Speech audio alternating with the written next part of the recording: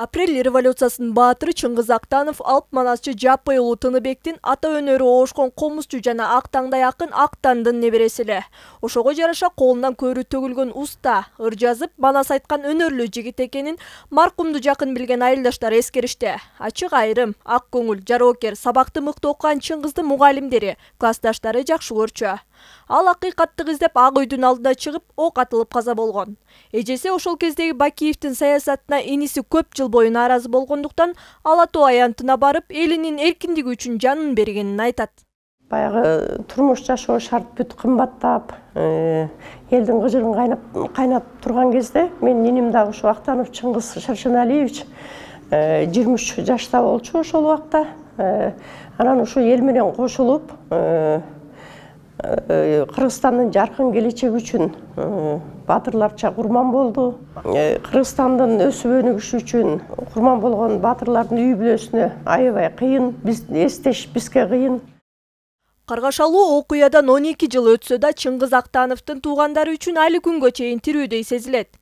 Мынтип бүгүн эскерип турушкандары менен үзүлбөгөн үмүт өчпөй кайра үйгө кирип келчүдөй боло берет. Жашоо уулана берет эмеспи? Өмүрлүк жубайынын боюнда калган Нурбелек азыр чоңоюп калды. Андан улусу Ислам ошондо 11 айлык гана наристе болсо, азыр 12 жашка толду. 2010 жылы 7 апрелде мен Байкем батырларча курман болгом. Байкем менен сыймыктанам. Аркасында 2 баласы алгам. Азыр уже балдары чоңоюп, жакшы окуп жатышат. Мына 12 жыл өтсө дагы Байкемдин элеси өспөй, жыл сайын эскерип турабыз Байкемди. Ушундай жакшы иш-чаралар өтүп турат жыл сайын.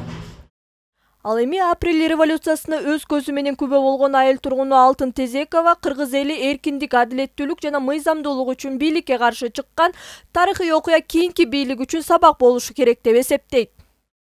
Адамдардын өзүнүн ичиндеги көкүрөгүндөгү кайгыны, көйгөйдү бийликке көрсөткүсү келген болчу.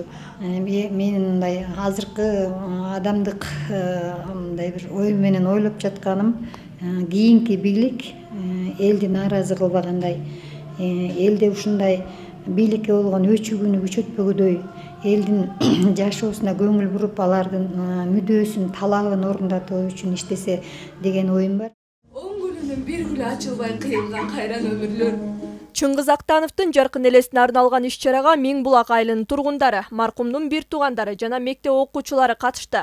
Баатыр жөнүндө мектеп окуучулары көркөм ырларды окушуп, маркумдун өмүрүнүн акыркы мүнөттөрү сахналаштырылып коюлду. Эске салсак, мындан 3 жыл мурун Чыңгыз Актановдун жаркын элесине арналып, кичи мекени Миңбулак айылынын кире беришине анын эстелиги орнотулган. Айпер Акылбекова, Адилет Алмазбеков, Өлкө Демин Нарын району.